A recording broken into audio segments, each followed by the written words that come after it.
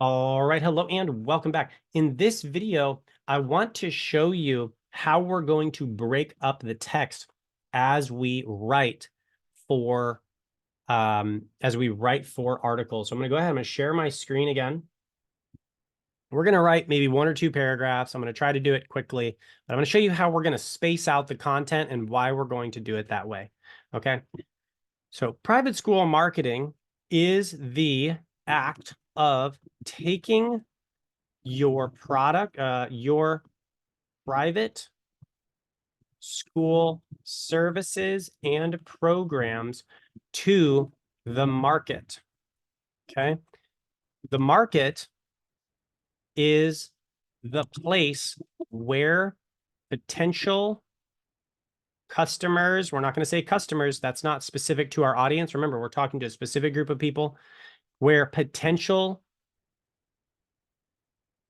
leads, families, potentially interested parents and families are located. Okay. When interested families, I'm going to say this, families interested in your school's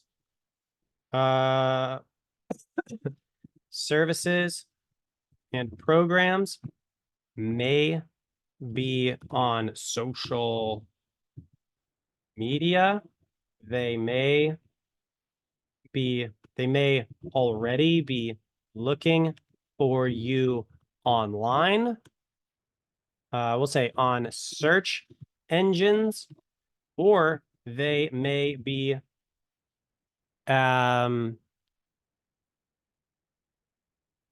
me think, in certain neighborhoods, because this applies physically as well. They might be in certain neighborhoods or office buildings, like they could be any number of places.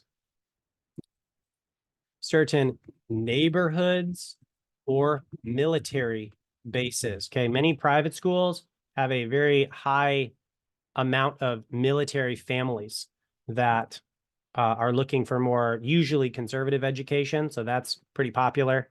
Very common to have military families in private school. So yeah, it could be on a military base. Okay, what is private school marketing? The main goal of private school marketing is to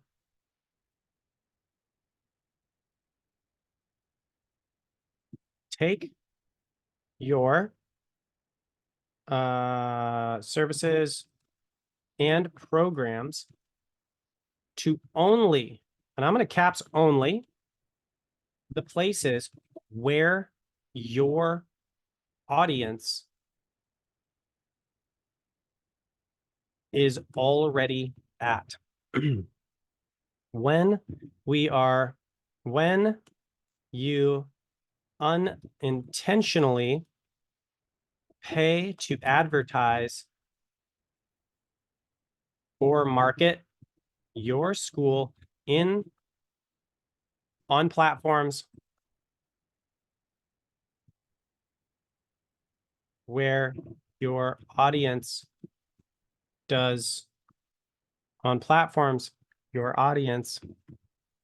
doesn't use, you increase your costs and decrease your ultimate number, your total number of enrollments. Okay, now, am I going to keep this? I have no idea, but it's a start.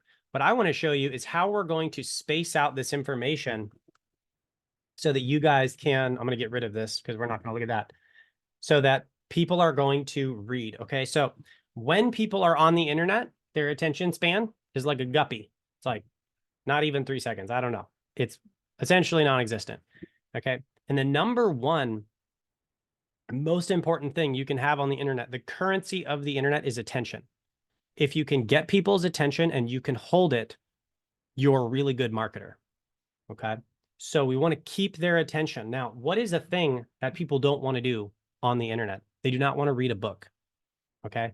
When I open any one of these books back here, if I open the Bible, It's just a giant brick of text from the top of the page to the bottom of the page, and nobody wants to see that. Nobody wants to read it. Okay, so we cannot have, this is called a text wall. We cannot have text walls because you look at it and you're like, oh my gosh, there's so much. I'm not gonna read all that. And I do this. I mean, this is like, everybody does this. And why don't they want to read it? Okay, I have, in kind of to create some context, I have a gajillion books. I love reading. I actually don't love reading. I love what I get out of reading. I was reading this the other day, and it is brutal. Oh my gosh. Financial statements and financial analysis. That's a rough book. That is a dense book. But I read it because I want to spend the time to learn a skill so that I am more capable of doing more things. Well, that's when you read a book. That's not what people want when they go on the internet. What they want when they go on an internet is, I'm sorry, guys, I'm choking. My voice is still coming back. What they want is quick answers and solutions to problems. Okay. What they want to know is what section of this thing do I navigate to? So they're going to look for a table of contents. They're going to skim the table of contents, and they're going to click, and it's going to scroll down to the section they want to read. The vast majority of people won't be on these articles for more than 2 minutes. Sometimes, and that may not be the case here, because sometimes with highly educated sort of master's level up, they're very accustomed to reading and they can read very, very well, and they want to read. And so in that case, you could have articles. I have a friend that I trained, Juke, some of you may have met him. He's got read times and dwell times on his pages up to 20 minutes because he's talking to a very highly educated audience on his apologetics platform. So that said, though, what we want to do is we want to break it up. Every sentence, we're going to double space it. Okay, and this does a couple things. It makes the material seem lighter than it is. Okay, this is going to be really dense. This is going to be like an entire marketing strategy just dumped. It'll be, this article will probably be 50 or 60 pages before it's done, maybe even 80. It'll be very long. Okay. Now, is it really like 80 full pages? No, it's going to be all like mostly space. But when you look at it on your screen, you'll be like, oh, that's not so much. Okay, so we're going to space it out like that. And I'm just going to pull up a random article, clickmail.co/ there, church vision statement. When we come over here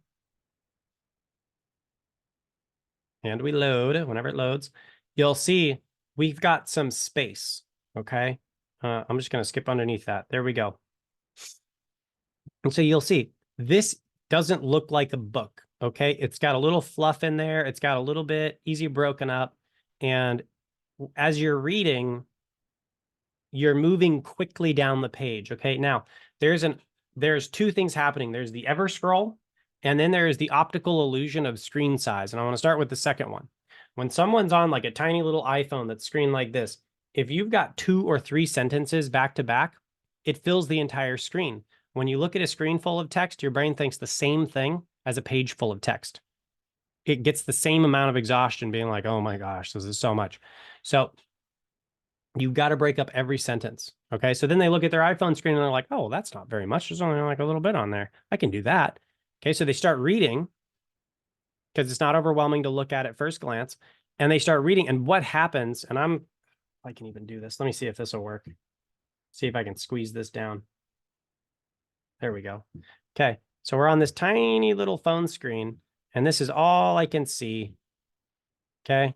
And it's like, oh, wait, hold on. Oh, yeah, I don't know the difference between a church vision and a church mission. They click, they scroll down. Oh, okay. Look, there's only like a couple little things on my tiny phone screen. And what happens? Reading. Okay, kind of finish that. And now look, I'm going down so fast. Oh my gosh, I'm so smart. And I'm looking at this. It's like, wow, that's so huge. But my goodness, look at that. I'm scrolling so fast. Look at this. And then you've got this thing. Most people will skip this, and then they get this huge leap. It's like, man, wow. And what are we getting? We're getting a release of endorphins in our mind. We're getting a release of these positive neurotransmitters. And I'm feeling like I'm winning. I'm feeling like I'm just getting so smart so fast. Now, in reality, I've only read like 1 paragraph, but it feels like I've read a whole bunch more. So for that reason, we're going to break up our text into one sentence bits and do a double space after every sentence. Okay. So number one, it gets rid of the text wall effect, which like depresses them. Oh, right. They get dread when they see it. And then, so it gets rid of that. They start reading and they actually start going really, really fast. And they start being like, oh yeah, this is great. And so that is an engagement strategy to keep them on the page longer. Okay. Any questions about that before we end this video? No, I'm good. Got it? Okay. Micheline, Kate, you guys okay with that? No, I don't have any questions. Okay. But actually, some statement that in the beginning I was writing those kind of wall writing. Yep. And I didn't even think that I need to space out all sentences. Yep. And I learned this actually here. Good. It's amazing. And I actually forgot to do that for my blog for my Hawaiian. So yeah. Good. Now I'm doing this while listening. That's good. Yeah, updating the blog. Great. Because I always forget it, but That's all right. it looks so much more visually appealing like that. It's a Very genius good. strategy. Yeah. Absolutely. Okay. Well, good. Thank you guys. All right. So in the next video, we will continue where we're going to start looking at some other ways to continue to engage. Now in the next video, I'm going to switch over to a different article because I'm not going to take all the time to write this with you guys here. We're just going to go to one that's already written, and then we're going to go through and look at some of the strategies that we have in that article. So I'll look forward to seeing you there. God bless.